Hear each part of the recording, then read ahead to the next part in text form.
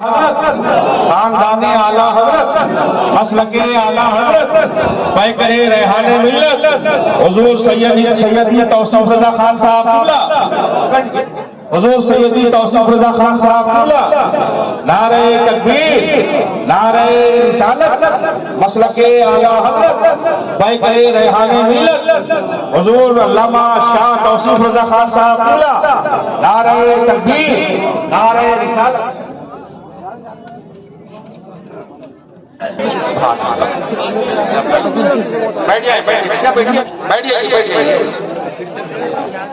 اب بلا تاخیر جامعہ نوریہ رضویہ کے جو ناظم و محتمم ہیں حضرت قاری مناظر حسین صاحب نے اشارہ فرمایا ہے، اور یہاں کے جو اراکین کے افراد و اشخاص ہیں حضرت حبیب اللہ فیضی صاحب قبلہ ممبر نور پہ تشریف رکھتے ہیں۔ پوری شریف کے بعد فوراً بعد انشاءاللہ فیضی صاحب مائک میں تشریف لائیں گے۔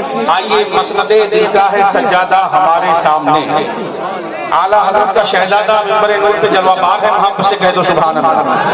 مسند دلگاہ سجادہ ہمارے سامنے، حسن بیٹھا ہے بہت سادہ ہمارے سامنے، مسند دلگاہ سجادہ ہمارے سامنے، حسن بیٹھا ہے بہت سادہ ہمارے سامنے، اپنی نظروں سے کہو محشر رہیں یہ باادب، اپنی نظروں سے کہو محشر رہیں یہ باادب، کیوں اعلیٰ حضرت کا ہے شہزادہ ہمارے سامنے، اپنی نظروں سے کہو محشر رہیں یہ باادب، اعلیٰ حضرت کا ہے شہزادہ ہمارے سامنے۔ قاری مناظر حسین صاحب جلوہ توصیف ملت ڈھونڈتے رہ جاؤ گے۔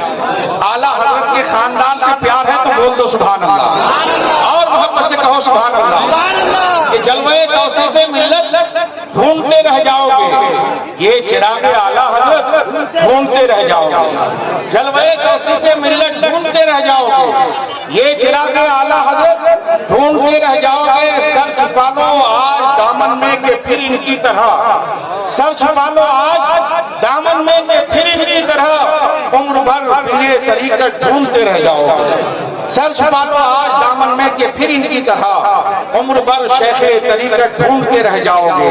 اور حضرات کی آخری چار مصرے اور مائک حضرت کے حوالے کر رہا ہوں کہ مہکی مہکی ہو رہی ہے یہ فضا توصیف سے، اعلیٰ حضرت کا عشق آپ دکھا نہیں رہے ہیں، جو عشق چھپا کے رکھے ہیں ذرا اس کو اجاگر کریے، محبت سے بولیے سبحان اللہ۔ آپ نہیں بولیں گے تو میرا بولیں گے، جھوم کے ایک بار کہہ دیں سبحان اللہ۔ یہ مہکی مہکی ہو رہی ہے یہ فضا توصیف سے، آ رہی ہے خوشبوئے احمد رضا توصیف سے، مہکی مہکی ہو رہی ہے یہ فضا توصیف سے، آ رہی ہے خوشبوئے احمد رضا توصیف سے۔ کوئی مشکل ہو ابھی بن کر دھواں اڑ جائے گی، کوئی مشکل ہو ابھی بن کر دھواں اڑ جائے گی، اپنے حق میں دیکھو کروا کے دعا توصیف سے، کوئی مشکل ہو ابھی بن کر دھواں اڑ جائے گی، اپنے حق میں دیکھو کروا کے دعا توصیف سے۔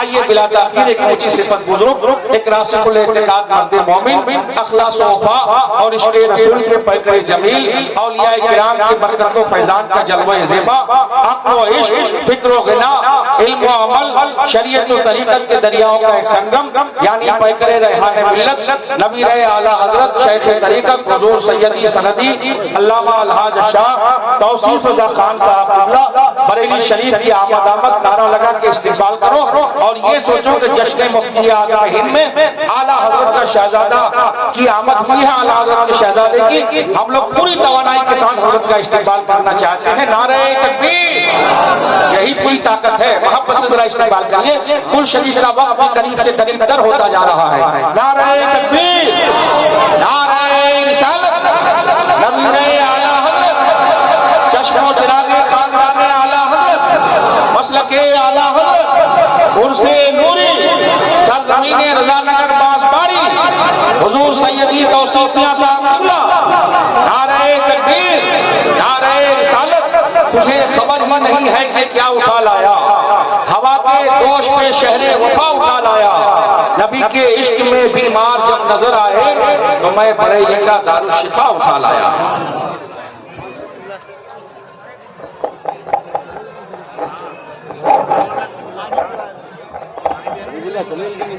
نہیں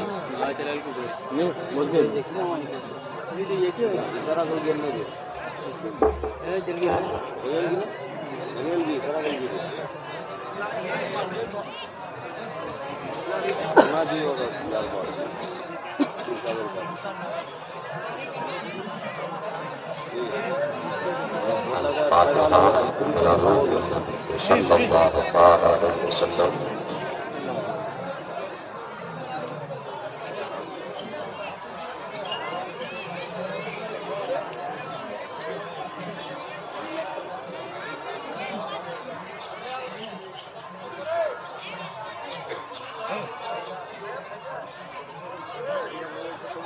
قال في شان حبيبه الكريم إن الله وملائكته يصلون على النبي يا أيها الذين آمنوا صلوا عليه وسلموا تسليما.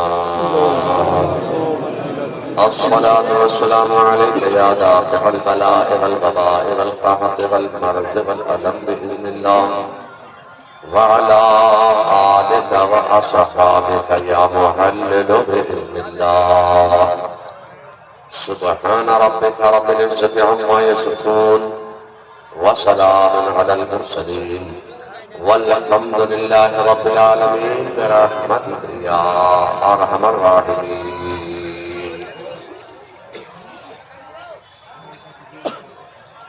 محترم و باوقار علماء ملت اسلامیہ، دانیان جلسہ، حاضرین بس، محترم بزرگوں، عزیز دوستوں، عرس نوری میں دور و دراز سے تشریف لانے والے جملہ حضرات، پردہ نشین خواتین اسلام، آج کے طلباء، کل کے حفاظ و علماء، ممبر شریف پر رونق افروز جملہ علماء اہل سنت، السلام علیکم ورحمۃ اللہ تعالی وبرکاتہ.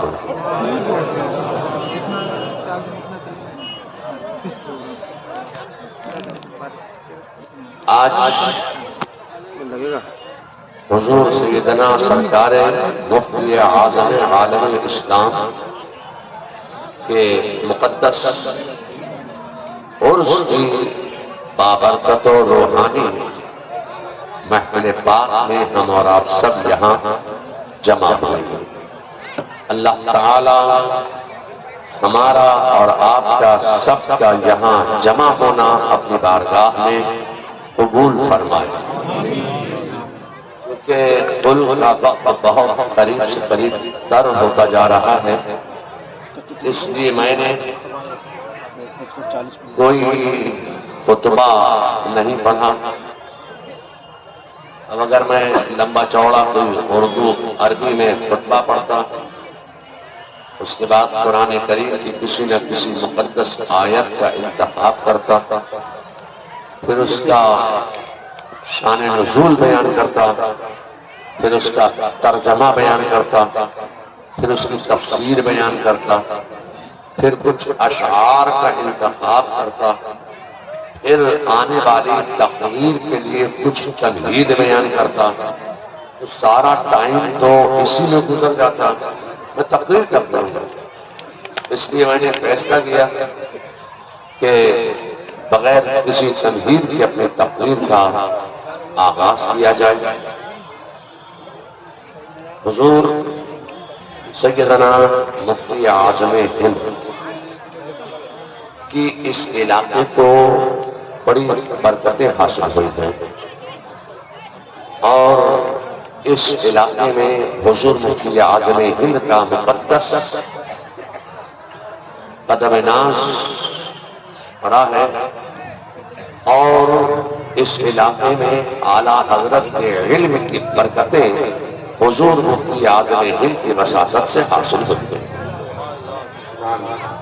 میں اس نتیجے پر پہنچا کہ جتنے علماء دنیا بھر میں ہوں گے، اتنے علماء صرف ہندوستان میں موجود ہیں، اور جتنے علماء پورے ہندوستان میں ہوں گے ان میں سب سے زیادہ علماء بہار کے ہوں گے، اور بہار میں جتنے علماء ہیں اس کا آدھا حصہ صرف اس 3 ضلعوں میں پائے جاتے ہیں، کٹیہار، پورنیا اور کشن گنج۔ اور ان 3 ضلعوں میں بھی سب سے زیادہ علماء اگر کہیں موجود ہیں تو وہ ہے علاقہ بائیسی۔ بائیسی تو اگر مدینۃ العلماء کہا جائے تب بھی بیجا نہ ہو، یہ علماء کا شہر ہے، علماء کا علاقہ ہے۔ تو اعلیٰ حضرت کے علم کی برکتیں اس علاقے کو حاصل ہوئی ہیں۔ آپ کو معلوم ہے کہ علماء جب تقریر شروع کرتے ہیں تو پہلے خطبہ پڑھتے ہیں، اور خطبے میں کہتے ہیں الحمدللہ، رک جاتے ہیں، ٹہل جاتے ہیں، سکوت اختیار کرتے ہیں۔ کوئی خطیب کھڑا ہو مسجد میں جمعے کا خطبہ دینے کے لیے تو وہ بھی خطبہ دیتا ہے، کہتا ہے الحمدللہ، رک گئے، سکوت اختیار کر لیا، ٹھہر گئے۔ میں آپ سے کہنا چاہتا ہوں کہ اب دوبارہ کہا الحمدللہ نحمدہ ونستعینہ، الحمدللہ ایک مرتبہ کہہ کر ٹھہر گئے، اب دوسری مرتبہ کہا الحمدللہ الذی فضل سیدنا و مولانا محمدا، ایک مرتبہ الحمدللہ کہا ٹھہر گئے، اور دوسری مرتبہ کہا الحمدللہ الذی ابدع الافلاک والعظیم۔ میں سوچنے لگا یا اللہ، یہ خطبے میں جہاں ایک مرتبہ الحمدللہ کہنے سے کام چل سکتا تھا، وہاں یہ 2 مرتبہ الحمدللہ کیوں کہا جا رہا تھا؟ تو میں حضور مفتی اعظم ہند کی بارگاہ میں ایک دن بیٹھا تھا، تو جو گٹھی کہیں سلجھ نہ پائی، حضور مفتی اعظم ہند سے کسی نے سوال کیا تو منٹوں میں حضور مفتی اعظم ہند اس گٹھی کو سلجھا دیا۔ فرمایا کہ اللہ تبارک و تعالی نے حضور غوث اعظم کو یہ مقام و منصب عطا فرمایا تھا کہ آپ کے جلسے میں، آپ کی مجلس پاک میں ہزاروں کا مجمع ہوتا، جیسا سامنے بیٹھنے والا آواز سنتا ویسا ہی پیچھے بیٹھنے والا آواز سنتا۔ یہ تو سب جانتے ہیں۔ فرمایا کہ صرف یہی نہیں بلکہ دنیا میں جہاں جہاں اولیاء کرام ہوتے سب غوث اعظم کی تقریر سماعت فرمایا کرتے تھے۔ اور حضرت سیدنا غوث اعظم نے یہ شروع فرمایا کہ پہلی مرتبہ جب خطبہ دیتے تو وہ کہتے الحمدللہ، اللہ کی قدرت سے یہ آواز عالم میں پھیل جاتی، اور جہاں جہاں اولیاء کرام ہوتے غوث اعظم کی آواز سن کر غوث اعظم کی تقریر سننے کے لیے وہ متوجہ ہو جایا کرتے تھے۔ صرف یہی نہیں کہ غوث اعظم کی تقریر کی آواز سامنے بیٹھنے والے لوگ سنتے تھے، بلکہ عالم میں جہاں جہاں اولیاء کرام ہوتے سب غوث اعظم کی تقریر سماعت فرمایا کرتے تھے۔ اس پر فرمایا تھا کہ حضرت سیدنا غوث اعظم بغداد کے ایک میدان میں تقریر فرما رہے ہیں، اور تقریر کرتے کرتے غوث اعظم کی مقدس زبان سے ایک جملہ نکلا کہ قدمی حاضی علی رقبت کل ولی اللہ، یعنی میرا یہ قدم تمام اولیاء کی گردنوں پر ہے۔ اس وقت بغداد سے کئی ہزار میل کی دوری کے فاصلے پر حضرت سیدنا معین الدین چشتی خواجہ غریب نواز رضی اللہ تعالیٰ عنہ غزنی کے پہاڑ میں عبادت الہی فرما رہے تھے۔ حضرت غوث اعظم نے بغداد کے میدان سے فرمایا کہ قدمی حاضی علی رقبت کل ولی اللہ، کئی ہزار میل کی دوری کے فاصلے سے حضرت سیدنا خواجہ غریب نواز نے جواب دے دیا، فرمایا لا بل عینی و رأس راسی نہیں بلکہ میرے سر پر اور میری آنکھوں پر. میں آپ کرنا چاہتا ہوں کہ جہاں جہاں اولیاء ہوتے غوث اعظم کی آواز سنتے تقریر سنتے, میں آپ سے چاہتا ہوں کہ غوث اعظم کو اللہ تبارک و تعالیٰ نے یہ مقام عطا فرمایا, یہ منصب عطا فرمایا, یہ علم و فضل و کمال عطا فرمایا کہ حضرت غوث اعظم سے ایک سوال ہوا کہ حضور صلی اللہ علیہ وسلم نے جو غسل فرمائے ان غسلوں میں افضل غسل کون سا؟ تو سیدنا شیخ عبد القادر جیلانی فرماتے ہیں کہ رسول اللہ نے جتنے غسل فرمائے ہیں سب افضل ہیں, لیکن ان غسلوں میں افضل ترین غسل وہ غسل ہے جو غسل حضرت سیدنا مولا کائنات علی مرتضیٰ شیر خدا نے کیا تھا. وہ غسل تمام غسلوں میں سب سے افضل غسل. پھر سوال ہوا کہ حضور جب حضرت آقا کائنات کو غسل دیا جا رہا تھا تو پانی ڈالا جا رہا تھا اوپر, وہ پانی رسول اللہ کے جسم پاک کو مس کرتا ہوا زمین کی طرف جاتا تھا, مگر زمین پر گرنے سے پہلے وہ پانی غائب ہو جاتا تھا. وہ پانی غائب ہو کر کہاں گیا؟ سیدنا شیخ عبد القادر جیلانی فرماتے ہیں کہ اللہ نے اس پانی کو آسمان میں اٹھا دیا.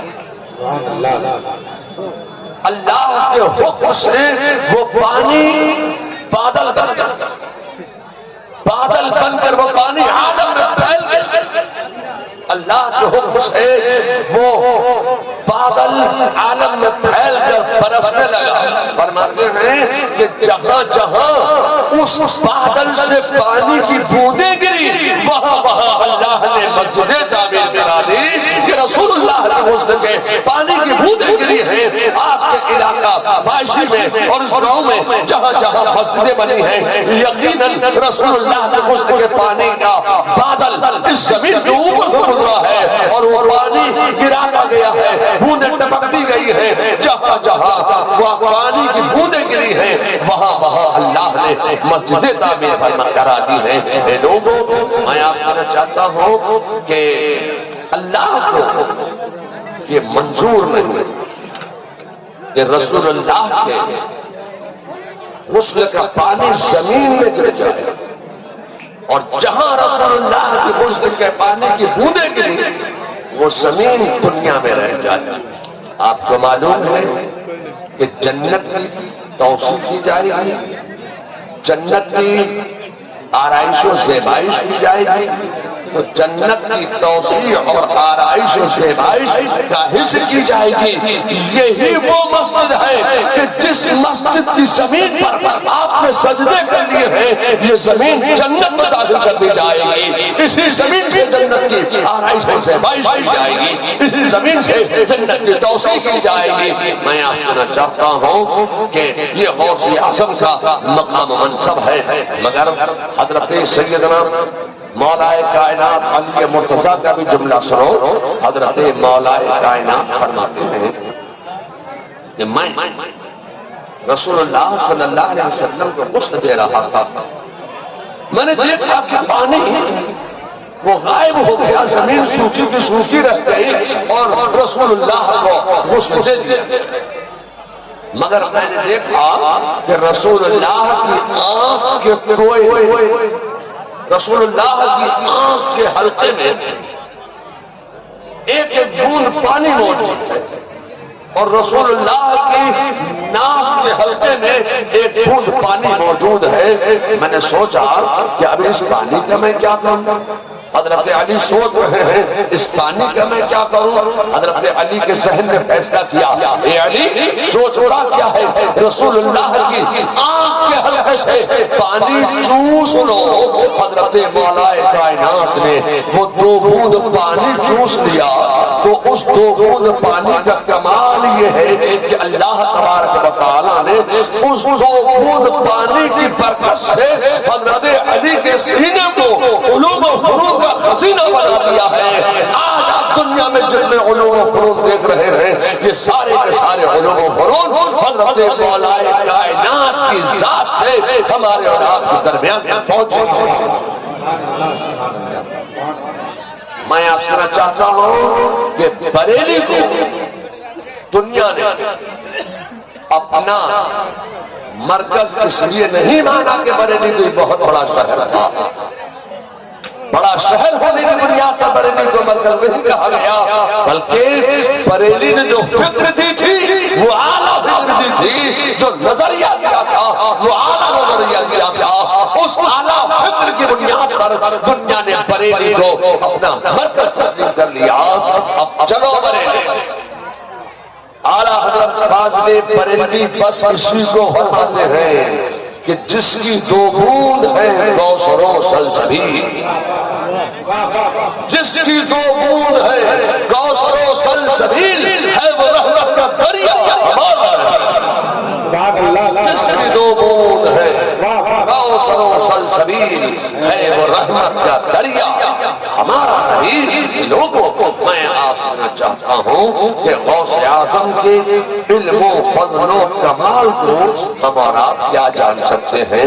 وہ غوث اعظم کا مشہور زمانہ واقعہ کہ جس میں وہ مردوں کو زندہ فرماتا، جو محجر العقول کا نام اللہ کے ولی سے صادر ہو اسے کرامت کہتے ہیں۔ عیسائیوں نے اعتراض کیا کہ ہمارے نبی حضرت عیسیٰ علیہ السلام مردوں کو زندہ کرتے تھے، تمہارے نبی نے کتنے مردوں کو زندہ کیا؟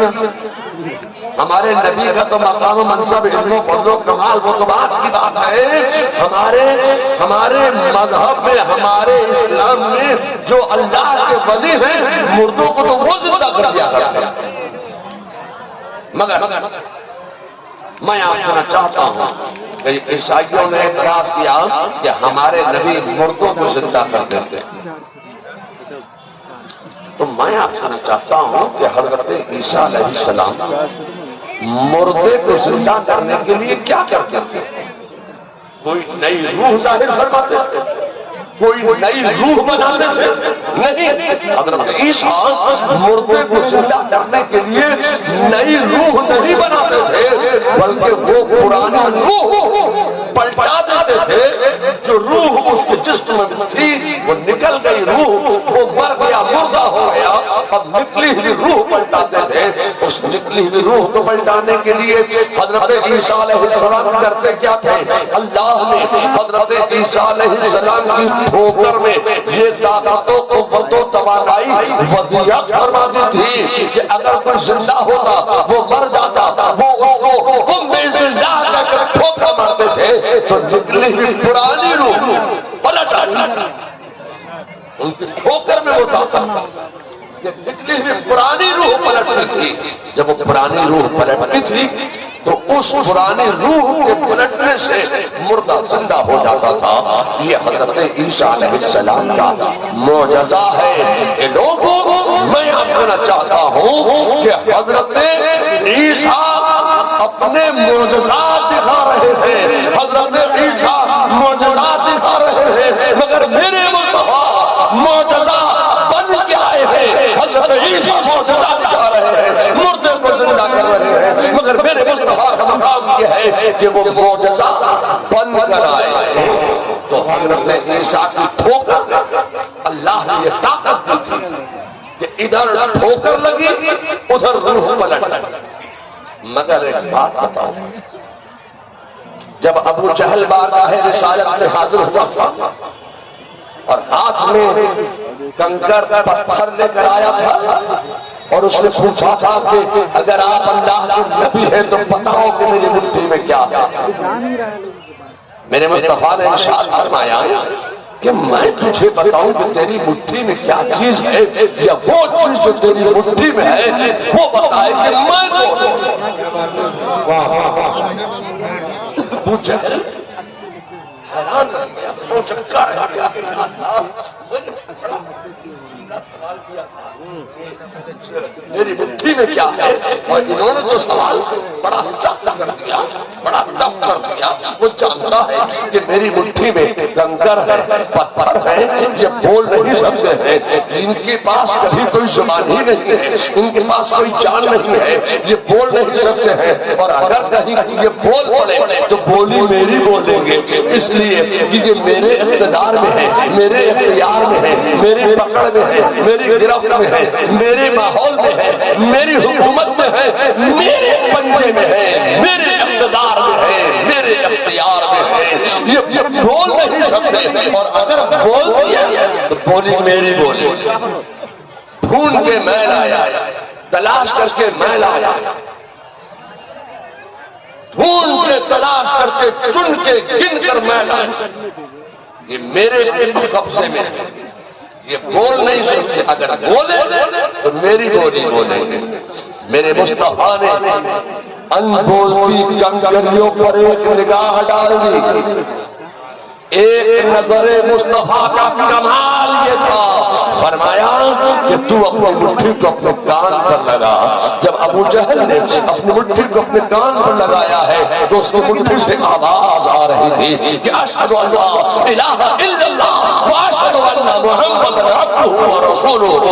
لوگوں میں آپ سے کہنا چاہتا ہوں کہ جس میں کبھی کوئی زندگی کا شائبہ نہیں تھا، جس میں کبھی روح کا کوئی شائبہ نہیں تھا، میرے مصطفیٰ کا کمال یہ ہے کہ وہ کنکریوں میں نئی روح ظاہر فرما رہے ہیں، اور کنکریوں کی کوئی اپنی بولی نہیں ہے، کوئی زبان نہیں ہے۔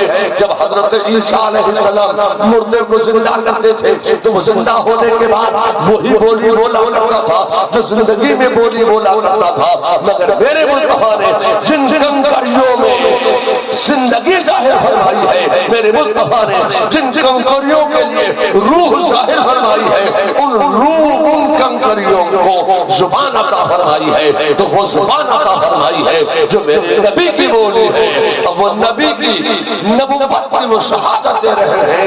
لوگوں میں آپ کہنا چاہتا ہوں کہ میرے مصطفیٰ کا مقام یہ ہے کہ معجزہ بن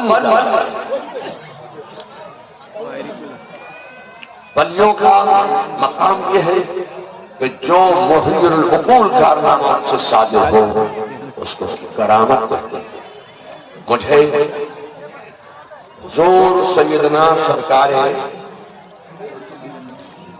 حجت الاسلام یاد ہے۔ حجت الاسلام سے ایک مناظرہ ہوا لاہور اشرف فعلی خانوی سے،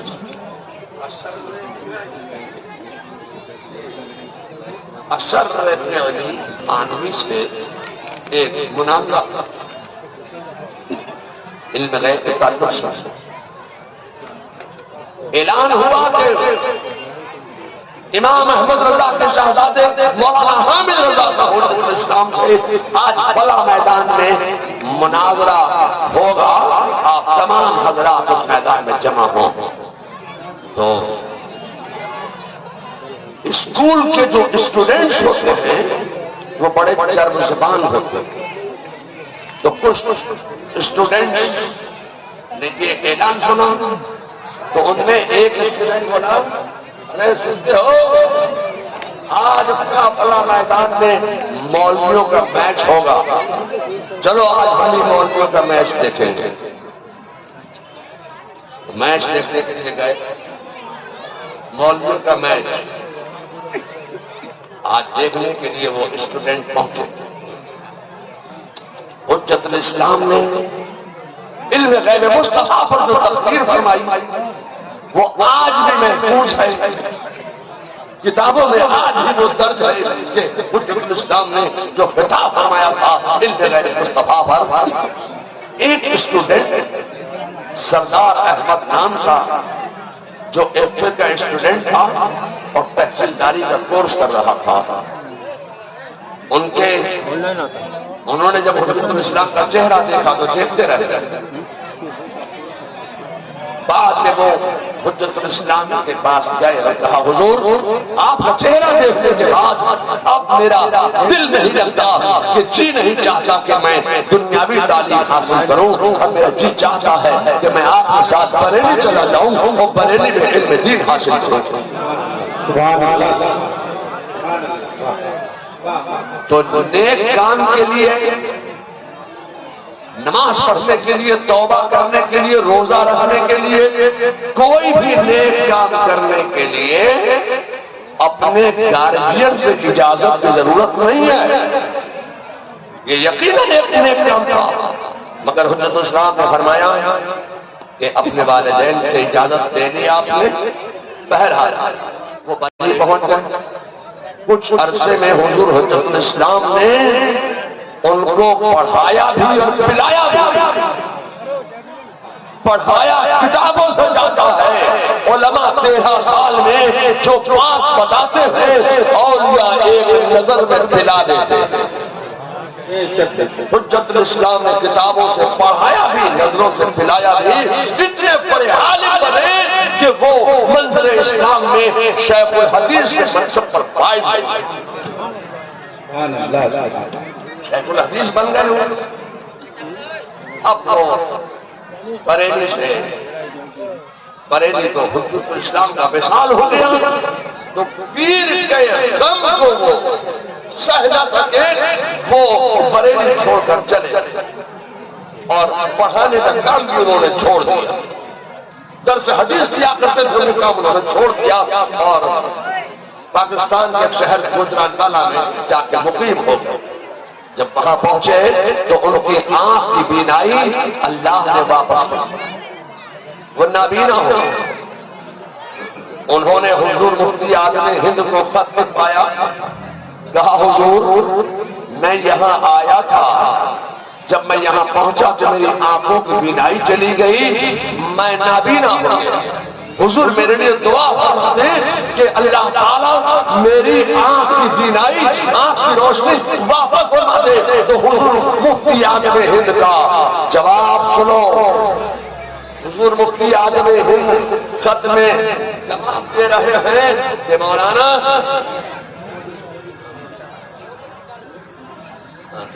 ایک دو منٹ کچھ ایک آدھ منٹ پڑھتا میں یہ بات پوری کر دیتا ہوں۔ حضور مفتی اعظم ہند نے جواب دیا کہ مولانا جس کام کے لیے اللہ نے تمہاری آنکھوں میں نور دیا تھا، روشنی دی تھی، بصارت دی تھی، وہ کام آپ نے چھوڑ دیا۔ اللہ نے تمہاری آنکھوں کی روشنی، قوت بصارت واپس لے لی ہے۔ مولانا سردار احمد جن کو محدث اعظم پاکستان کا خطاب کیا گیا، جو اتنے زبردست عالم دین تھے اپنے وقت کے، کہ یہ گوجرانوالہ چھوڑ کے روہڑی چلے گئے۔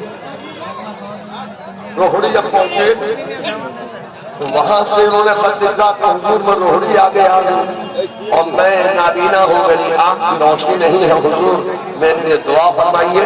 حضور مفتی اعظم ہند کا دوسرا خط سنو۔ حضور مفتی اعظم ہند خط میں لکھ رہے ہیں کہ آپ روہڑی نہیں، آپ یہاں سے لائل پور چلے جائیے۔ حضور مفتی اعظم ہند کبھی پاکستان کے علاقے میں نہیں گئے، اس وقت تو پاکستان بنا بھی نہیں تھا، کبھی تشریف نہیں لے گئے حضور مفتی اعظم ہند اس علاقے میں۔ فرما رہے ہیں کہ آپ یہاں سے لائل پور چلے جائیے، اور لائل پور میں ایک علاقہ ہے جھنگ بازار، اور جھنگ بازار میں ایک میدان ہے، اس میدان میں ایک برگد کا پیڑ ہے، اس برگد کے پیڑ سے آپ ظہر کی نماز کے بعد دیکھ لگا کر بیٹھ جائیے۔ تین طالب علم آپ کے پاس آئیں گے اور وہ تین طلباء آپ سے علم حدیث کا درس دینا چاہیں گے۔ جس وقت وہ طلباء آئیں، جب آپ برگد کے پیڑ سے ٹیک لگا کر ظہر کے بعد وہاں بیٹھے تو آپ کے ہاتھ میں بخاری شریف ہونا چاہیے، بخاری شریف لے کر بیٹھ جانا۔ تین طلباء آئیں گے۔ میں آپ سے کہنا چاہتا ہوں کہ حضرت مولانا سردار احمد صاحب محدث اعظم ہاتھ بخاری شریف لے کر برکت کے پیڑ سے ٹیک لگا کر بیٹھے ہیں ظہر کی نماز کے بعد. 3 طالب علم آئے اور آ کے ان کو سلام کیا اور سلام کر کے بیٹھ گئے. اور مولانا سردار احمد سے انہوں نے عرض کیا حضور ہم آپ سے درس حدیث حاصل کرنا چاہتے ہیں, آپ ہمیں حدیث کا درس دیجیے. حضور مفتی اعظم ہند نے خط میں لکھا تھا کہ وہ سامنے بیٹھ جائیں گے, آپ ان سے کہنا کتاب کھولو, ان کے ہاتھ میں بھی بخاری ہوگی, وہ کتاب کھولیں گے, آپ اپنی کتاب جیسے ہی کھولو گے پہلا صفحہ الٹو گے, آپ کی آنکھ کی بینائی اب آ جائے گی.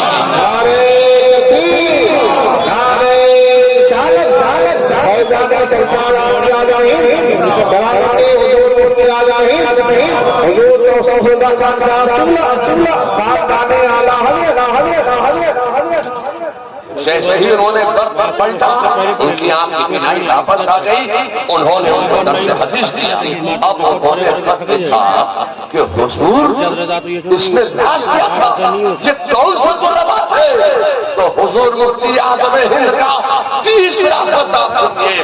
تیسرے خط میں حضور مفتی اعظم ہند فرماتے ہیں یہ فلاں فلاں علاقے کے جنوں کے سردار کے بیٹے تھے, یہ جنوں کے سرداروں کے بیٹے تھے جو ہند دین حاصل کر رہے تھے. ان کو میں نے آپ کے پاس بھیج دیا کہ آپ ان کو درس حدیث دیں گے تو اللہ تعالیٰ آپ کی آنکھ کی بینائی